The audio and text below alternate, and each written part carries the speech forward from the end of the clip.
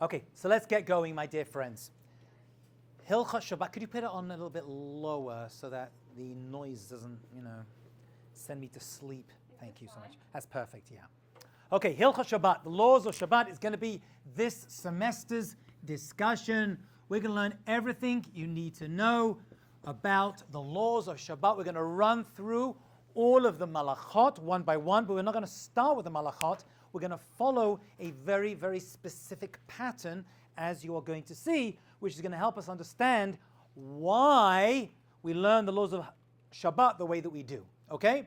We're also going to look at the Sephardi minhagim and halachot and the Ashkenazic ones, because some points they do diverge a little bit, and you're going to understand why exactly. The first question I want to discuss with my dear friends is, why do you need to learn the laws of Shabbat? Why are they even important? It's a real question, by the way. And it's not rhetorical, I'll take an answer. Why are we studying the laws of Shabbat? Besides the fact it's the only class of mine you probably could get into, but besides that, what is it specifically about the laws of Shabbat that you need to make a big deal out of studying? Yeah. Keeping Shabbat finds itself in the Ten Commandments. Okay, very true, it does. But there are many other mitzvot in the Ten Commandments that we don't give too much emphasis on. And there's also many other mitzvot as well out there that we kind of don't maybe put so much focus on as well. Yeah? It's one of the main core values of being a religious Jew, along with keeping... It is definitely one of the core values of being an observant Jew. That's why we define people by Shabbat, right? To say if someone religious, say, are they Shomer Shabbat? We don't say, are they a sukkah dweller or a matzah eater, do we? We say, are they Shomer or Shomeret Shabbat? But why? Why is that the quintessential mitzvah? But even before we get to that point, why study the laws? I mean, I'm assuming all of you don't eat chametz on Pesach, right? And you only eat matzah. I'm assuming that all of you find your way into a sukkah on Sukkot. Tell me the truth. Do you know all the laws of Pesach? Do you know all the laws of how to construct a sukkah? And yet, we're going to make an entire semester, and by the way, you could do this for years. We're going to study the laws of Shabbat in great detail. Why is that? What is it specifically about the laws of Shabbat that make it so important that you need to study them in depth? Yeah. Not contradictional in any way, but the laws of Shabbat are something that's within the household, and first of all, something you do every single week, but also something that has a practical application to us weekly in order to actually follow and keep Shabbos. You have to know these laws to do that every week. So Shabbat takes place in the home. It comes once a week. I'm going to be devil's advocate or angel's advocate. The laws of Lashon Hara also appear in the Torah. Actually, different parts of Lashon Hara appear many, many times, maybe more times the laws of Shabbat. And yet we don't make such a big deal between you and me of learning in depth the laws of Lashon Hara. I mean, probably we should. But there's something very unique. That's what I'm trying to get to over here. I'm trying to get a little bit deep over here. But practical. Something very unique about the laws of Shabbat that is not shared by most. There is one area, which we're going to connect to Shabbat, that most laws do not have. What is that? Something practical about the laws keeping Hilchot Shabbat. Yeah. That women are also obligated. Women are also obligated in many, many other mitzvot. You're right.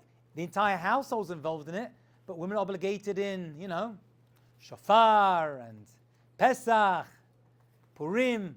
There's a lot. What is it about this? There's something very unique about trying to keep Shabbat. Yeah. Maybe it's only specific to Jews and not to other people. All the mitzvot are specific to Jews, really.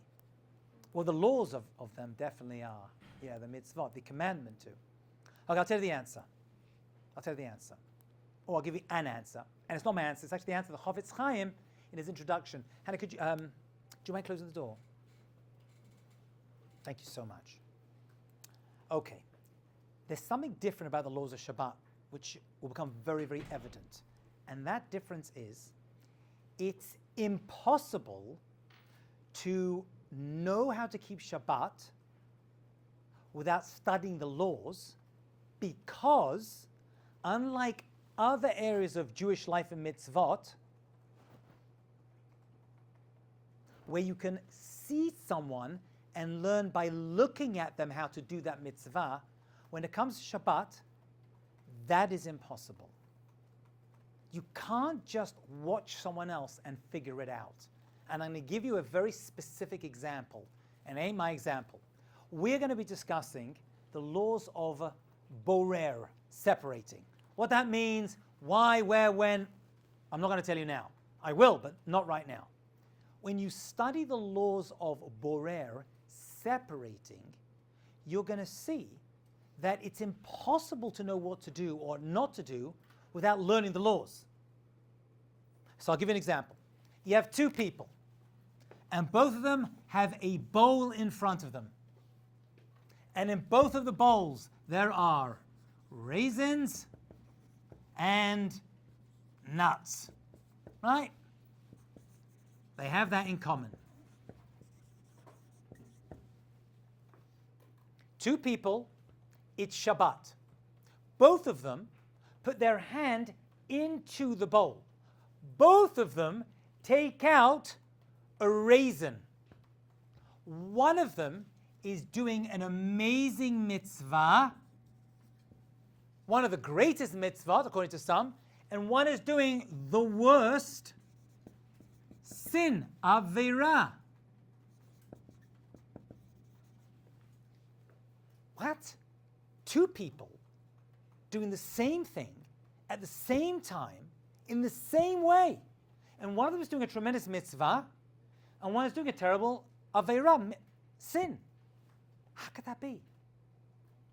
Isn't that weird? I don't know anywhere else in Jewish life where we see two people do the same thing the same way, and one is doing a wonderful thing. Either you sit in the sukkah, you don't sit in the sukkah. Either you eat the matzah, you don't eat the matzah. But if two people eat matzah at the same time, the same way, they both get the mitzvah. One's not a sin. Same matzah, same way. How could this be?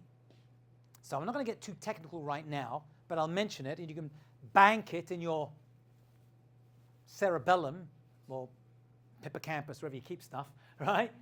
They're doing it with a different intention, machshava, a machshava, which you can't see. You can't see intention.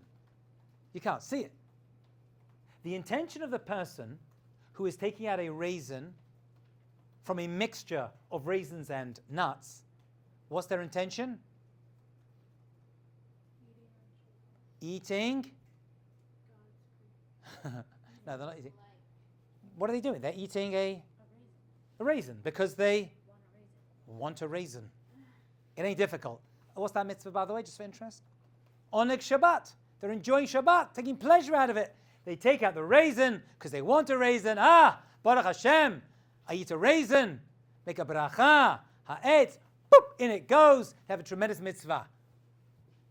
What's this geezer doing? Doesn't like raisins, no.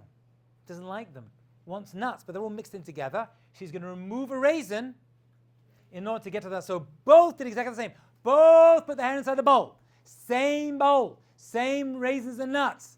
Right? Both on Shabbat. But the intention is completely different. This becomes a system, a problem of borer. Why? Don't worry now. If you know what I'm talking about, you will. I promise you. Oh, you're going to know what I'm talking about. Right? At the end of the semester. And this person takes that raisin because they don't want it. You can't see that. You can't see that difference. If you're just watching this spectacle, you think, what's he done wrong? And the difference between them is extreme because it comes down to kavanah, intention. And when we get to the laws of Shabbat, we're going to see that kavanah, intention, is going to play a major role. There's other roles too. I mean, this topic of Hilchot Shabbat is going to cover many, many, many other areas of Jewish law, thought, and practice. Okay? Any questions so far? Fabulous. If you would open to your first page, you'll see over here a list of 39 categories. And these categories, my dear friends, have a name, and that name is Malachot.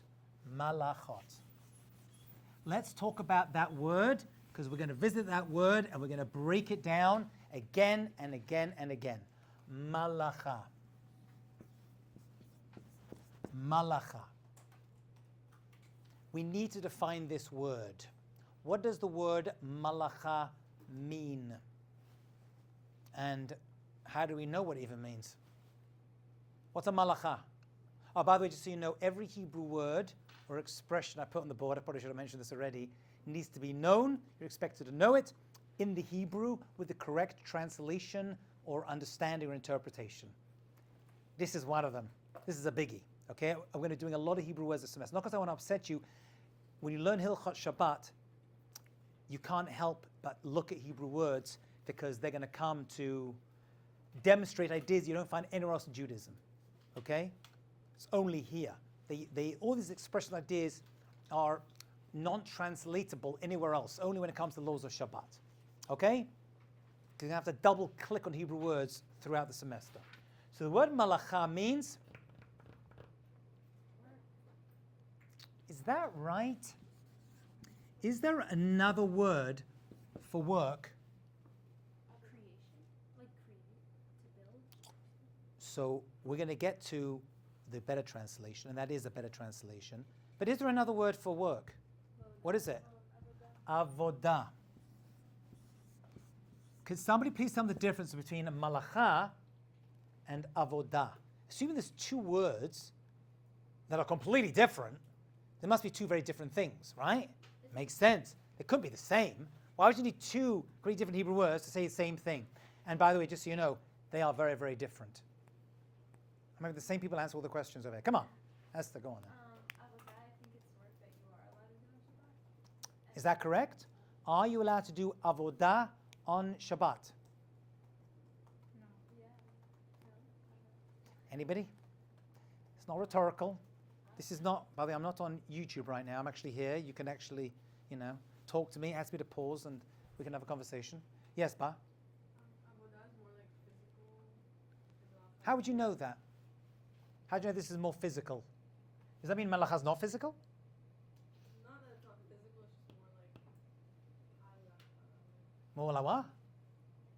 more like Jewish. More Jewish. It's more Jewish. It has to do with This is like eating cholent, and this is a burger from McDonald's. That's the difference. This one's more Jewish. So was a yarmulke. Somewhere's a cross. Melacha is more like work with Jewish things, like Not exactly, but you're moving in the right direction. Yeah. What was your name again? Megan. Megan. Yeah. Melacha is like more general action, and avodah is like more work or like just specific. Okay. work. How's anyone going to figure this out? By the way, Megan. How are you going to know? I mean, it's a beautiful answer you gave, but how's anyone going to know? What are you going to do? You look at the English, right? But where do they get it from? Rabbi Art Scroll got it from somewhere when they translate these words. So how do we know? Yeah. Look at the context. They don't see the word avodah anywhere else. Sound familiar? Avodah? Service of Hashem. That is true. It is that. It is that as well. What else is it? I'll give you a clue. It's the only singing I'm going to do this semester. So you better enjoy this. Avadim hayinu la paro b'mitzrayim. And this is why I'm not a cantor. Yes. Avodah means physical work. Physical action. That's what it means. Physical work. Okay? Are you allowed to do avodah on Shabbat? Yes, you can. Unless, and here's the kicker, the avodah is also malacha. Now, this is the word for the semester. Malacha. Malacha you can not do. First of all, what is it? If that's physical work, what's malacha? Right, so it's hard to find a precise translation, and we're going to maybe look at 5 or 6 different ways to define the term.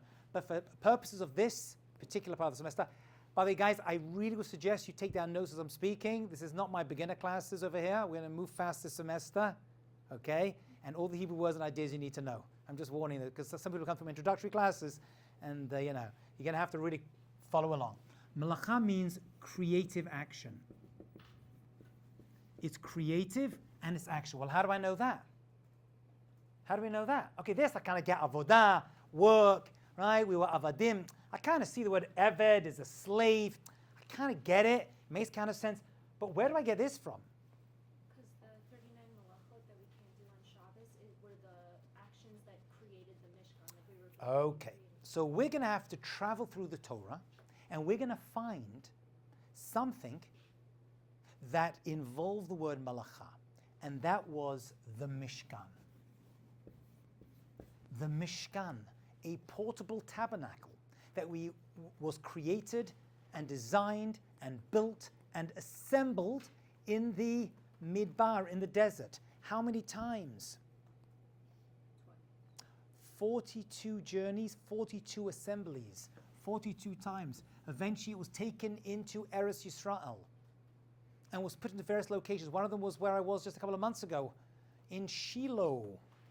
Eventually, all the implements inside were taken to Jerusalem and made into the Beit HaMikdash, the temple, and then no more Mishkan. Once you have a temple, no more Mishkan, it's done. But for a long time in the desert and in Israel, we had this Mishkan. Now the Torah tells us who made it, it tells us what was in it, and it tells us how it was created and assembled. It's two different things. Think of it as IKEA. Right? Think of Mishkan as a good Swedish word. Mishkan with like 3 Ks, however, IKEA would spell it. Yeah? The Mishkan, the implements, the boards, and the legs have to be made, and they have to be assembled. The smart thing with IKEA is they're assembled by you. The Mishkan was actually the same. It had to be built, and then those pieces that were built had to be put together, and then taken apart and put together. The act, listen carefully, of making those items, making these items in the Mishkan, and I'm going to tell you what those items are, because this semester we're only going to be talking about these items, and or assembling them, putting them together, like IKEA table, right? Whatever they're called, the patura, or whatever the weird names they give it. That assembly is also a malacha. Are we together? So I asked you a question. How do I know what malacha is? Find it elsewhere. Where do I find it? In the construction and the assembly of the Mishkan. Okay? Now the Torah tells us, Lo tasu malacha b'Shabbat. You're not allowed to do malacha on Shabbat. So what am I not doing? Whatever they did to build and or assemble the Mishkan. There you go. I now know what I shouldn't do. Whatever they did there, I can't do now. That's the way it works. It's as simple as that, but it's a little bit more complicated. Yeah. This might be a too detailed question, which maybe you can answer later, but I know like with a lot of the Melacha, things that are temporary, it's like they're permitted. I want you to do me a favor. I want you to do me a favor. It's a great question. I want you, this is not just for you, this is for everyone. I want you all to forget everything you've ever heard about laws of Shabbat. Okay? Doesn't mean you should break Shabbat, the Shabbat, like, had you told me to forget it and like turn the TV on. No. Forget it all. I'll tell you why. What's very common is that people have little scraps of information that they have, which are true. What you said was true. But they try to plug it in a little bit too early. What we're going to do is we're going to build this semester a building together. Okay? And I'm going to show you need to get, so you're jumping to the 8th floor, something you heard, and you're kind of like, but how does that fit in? At this point, it doesn't fit in at all. Trust me, all we have so far is something called Melacha. We know that the Mishkan used the word Melacha. We know the Torah tells us you cannot do Melacha on Shabbat. So I'm going to have to visit the Mishkan to figure out what that is.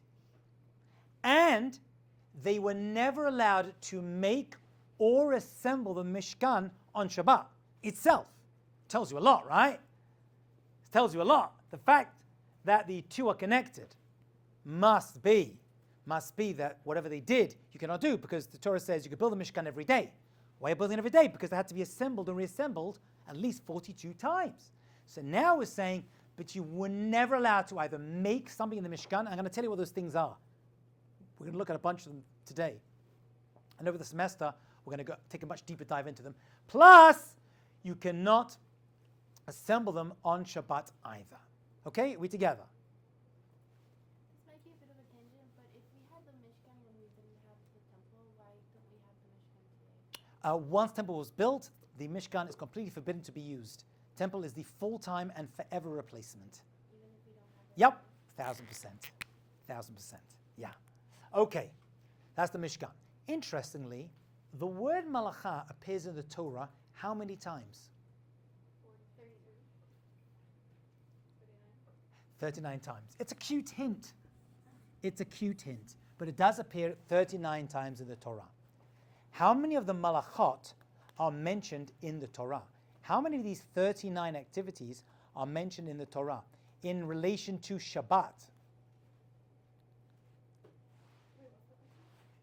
How many of the Malachot are mentioned in the Torah? 0. 0. Very strange. It's another reason you have to learn the laws of Shabbat, because by looking at the Torah, you have no idea what to do. It says do Shabbat, don't do Melacha. It doesn't tell you what the Melacha are. The rabbis have to figure it out based upon the Mishkan. And then how many laws of Shabbat itself are found in the Torah? Just one. Don't make a fire. We'll see that's one of the 39 Melacha. And that's it. It doesn't mention anything else. That's why the Gemara describes laws of Shabbat as mountains hanging off strands of hair. That's how it describes it. Mountains hanging off strands of hair. That is the expression. Yeah.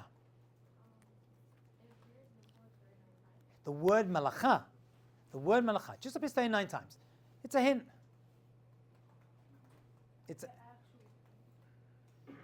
You maybe turn on the heater and then you go and you bring a massive lunch for yourself. You can't walk in without. Okay. Mia, you need to stay in class. We're doing a lot this semester. It's a tough class. You left for 30 minutes. That's what you did. It was 10 minutes. Okay. Can you do it before class next time, please? I promise. Thank you so much. I appreciate it. Yeah. They used to my introductory classes were much chiller. Who had a question? We good? Yeah. So, Melacha, the word was mentioned 39 Yes. but the actual... Not mentioned at all. You have no idea what's going on. It just says to do. It says to build the Mishkan.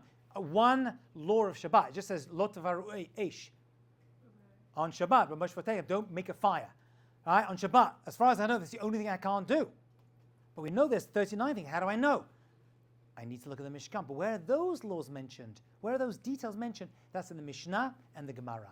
It's all Talmudic. That's why it's mountains on strings. Good? Okay.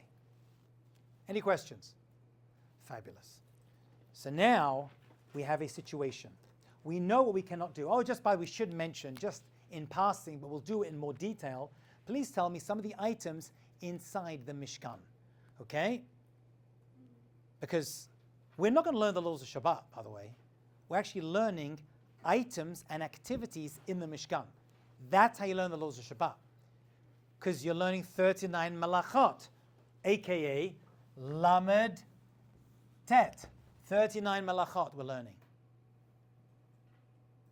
Lamed Tet. But what is that? 39 things that were done in the Mishkan to either make it or assemble it. So now I have my 39. Now I got it. So what's the answer?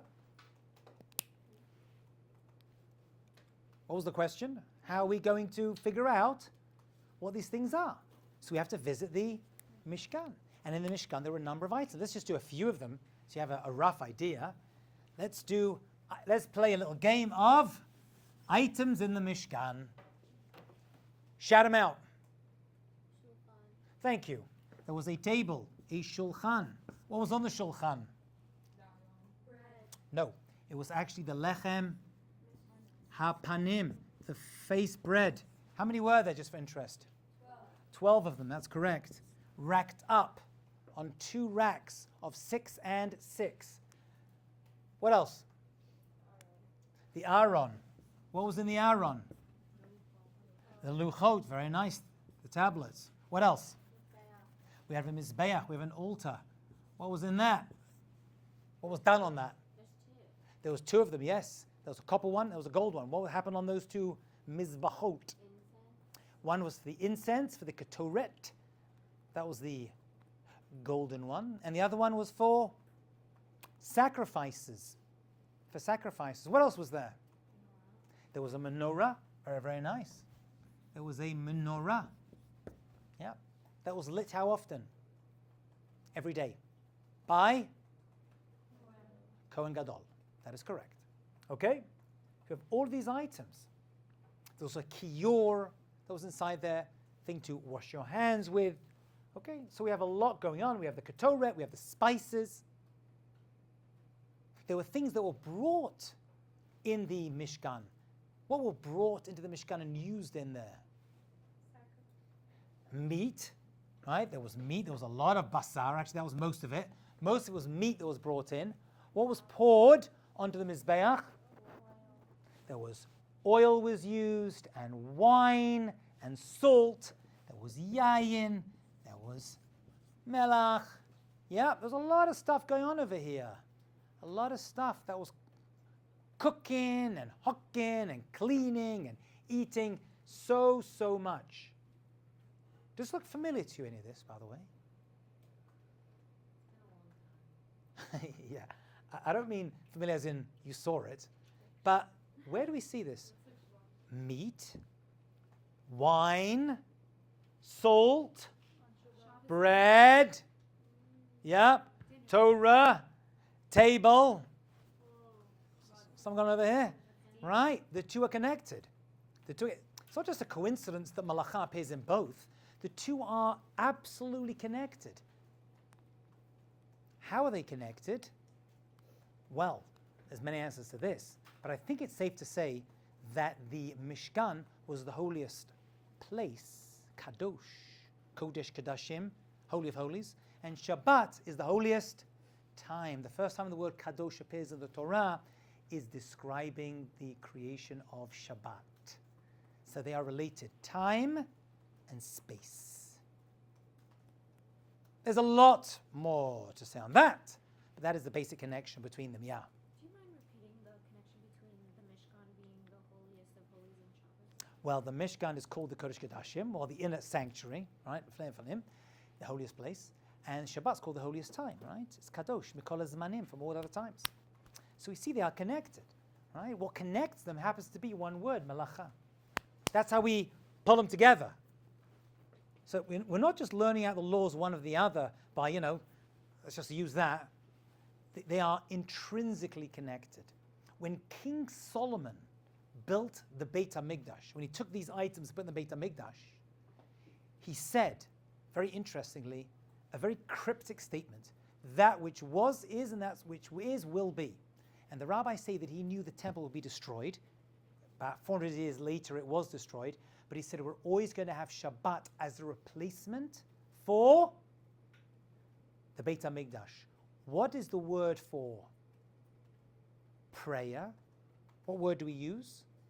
We use tefillah, that is true. And we also call it avodah shebelev. It is service of the heart. And the avodah comes from the avodah in the Beit HaMikdash. And the greatest time was Shabbat.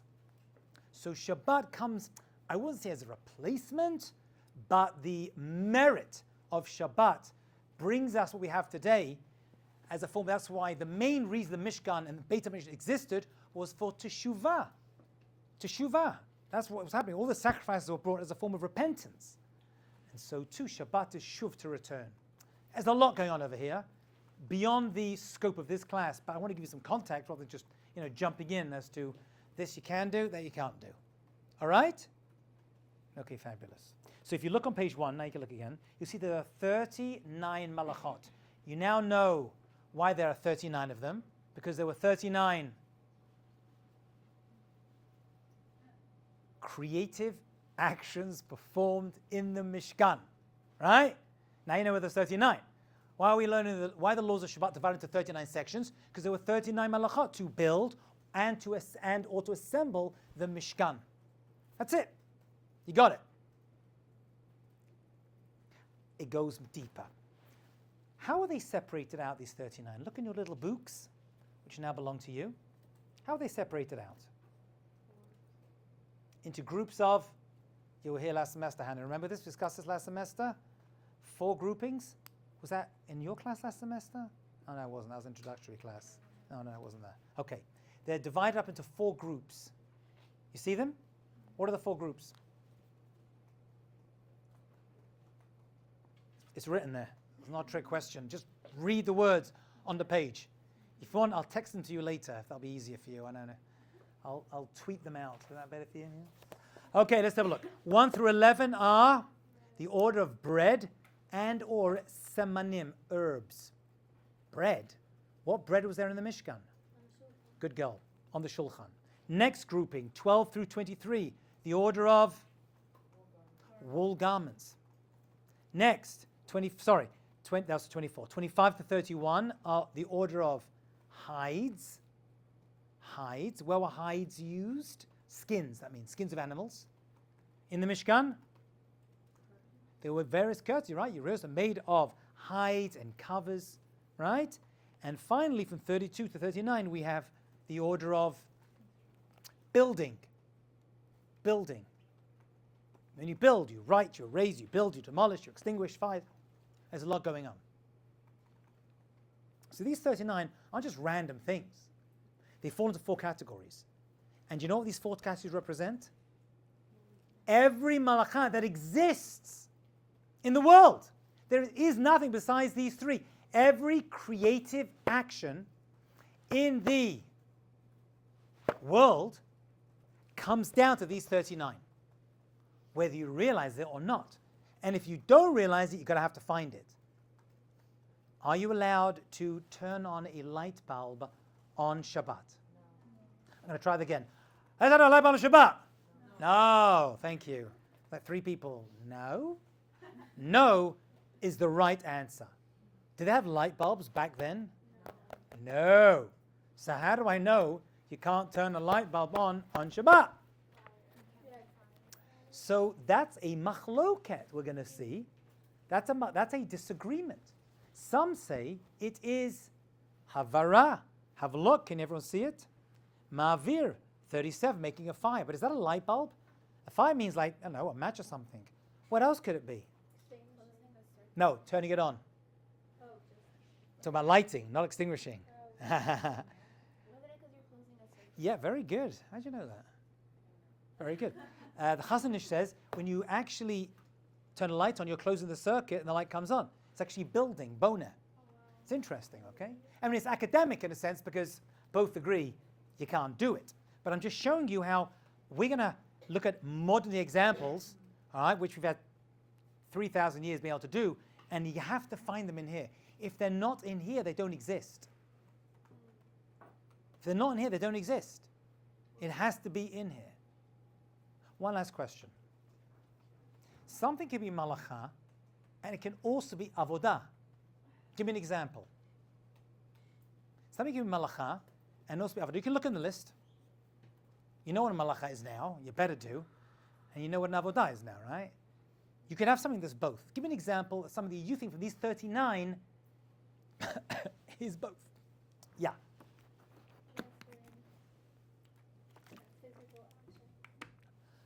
Transferring. What if I'm transferring a pen? Is that an avodah?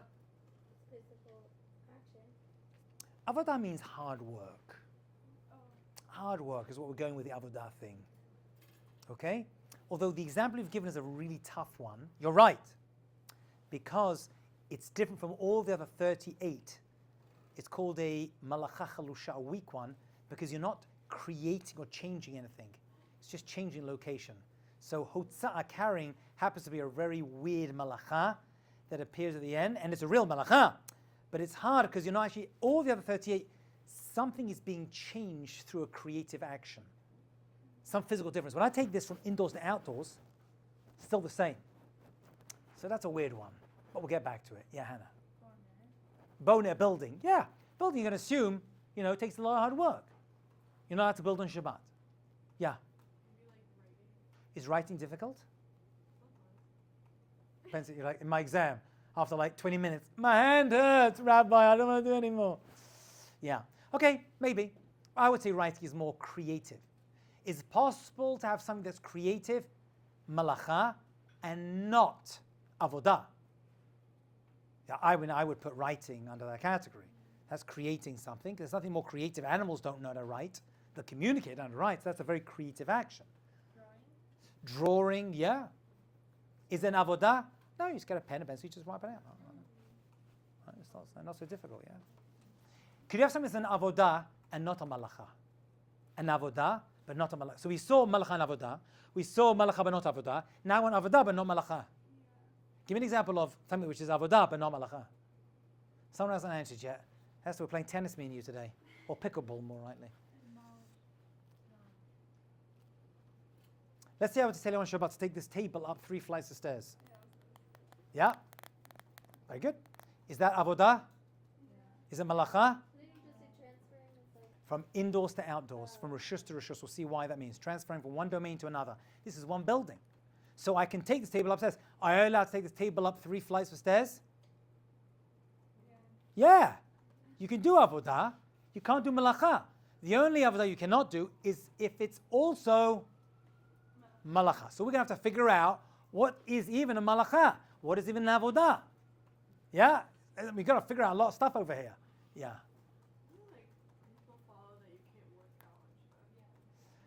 Great question. Let's examine that. I wasn't going to. Let's examine that. Can you find it in this list? Because once again, this is like rare information, like different Shabbat information we've like picked up different places, and we're going to throw it down. Have a look in the list. Can you see anywhere that says, "Thou shalt not go to thy local gym and work out"? It's a very good answer. Maybe you're building your muscles. What is the building over here? Yeah, building items. How do I know? Because in the Mishkan, they had to actually build stuff, items. That's a problem.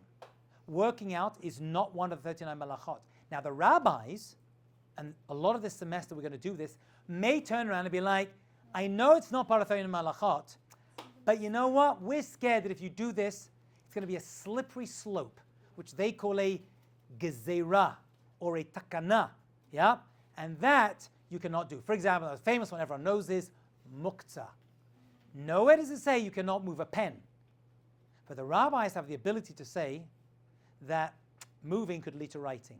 By the way, there's many, many more gezerot that we're going to look at this semester, right? Many more such restrictions, rabbinic restrictions we're going to look at. They're not at the same level as 39 melachot. You've got to know the difference. They are different, okay? You have to figure out. And it's going to be important because if you want to break Shabbat, better break a rabbinic than a Torah. I'm being serious. I'm not even kidding you. Yeah. Cleaning what? Let's have a look. Where is it? Remember, you can hear me say this a lot this semester. What's the Melacha? That's what we should call this course actually. What's the Melacha? Have a look. Is there a Melacha that says you cannot clean? There is. What's it called? Libun, malabain, cleaning. What were they cleaning in the Mishkan? What were they cleaning? It's like had like a clean lady, like doing sponja, like every apartment in Israel. Move your feet. I'm cleaning, doing sponja, Erev Shabbat. Wait, where is that? Malaben. Number 13. Yeah, if you're Ashkenazi, malabain. I'll try to do both accents for you. Yes? If they were killing animals for those kingdoms, don't they have to clean those? No. Look at the context. First, they sheared the sheep, then they cleaned the wool to use it. So we're going to see, Jennifer, that the cleaning that's forbidden is going to involve items that absorb liquid. It's not. It's not. It appears in the creative list.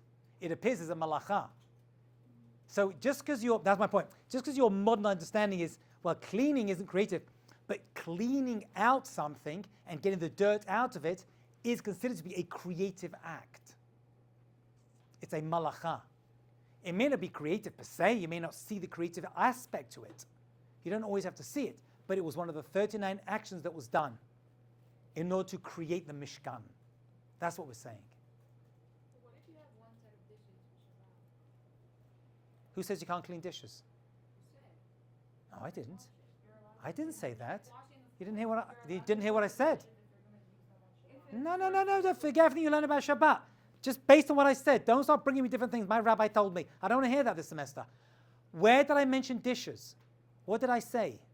I said something very, very specific. You've got to listen to me very carefully. You said you can't take the dirt out of something. I did out of something, not from on top of it. It's a big difference. My words are I'm using very precise words. I said they took wool and they cleaned the dirt out of it. Taking dirt out of a item that absorbs dirt and absorbs water. Does your plate absorb water? Do your contact lenses absorb water? You can clean those too. Does your knife and fork absorb water? No. Does your carpet absorb water? Yes. Does your wool or cotton jacket absorb water? Yes. So you're going to have to, that's why it's impossible to know just to look at someone cleaning. You can't say you cannot clean on Shabbat. That's completely incorrect. But it says, Melabain, you can't wash. How you do it, when you do it, what you're using to do it. Are you shaking it? Are you adding water to it? Are you adding salt to draw out the wine stain? Is it a wooden table? Is it a set of curtains? Is it a tablecloth? There's a lot going on over here. Hilchos Shabbat is very, very difficult. There's lots of details. You can't be like, why, you can't wash. Because my rabbi said you can't wash on Shabbat. You can wash on Shabbat. Are you allowed to wash your hair? Your hair? No. Your hair. Doesn't sound right. First question is, what's the Melacha? That's the first thing you got to figure out. What's the Melacha? Squeezing. Let me ask you a question. Do you always squeeze your hair when you wash it? I didn't do anything. Drips out, drips out. I go walking and rain falls on my head. Now it just splashes off, Baruch Hashem. But it used to be, back in the old days. Are you allowed to wet your hair on Shabbat? Yes. Are you allowed to wash your hair on Shabbat? Yes. So depending on how you go. What's the difference?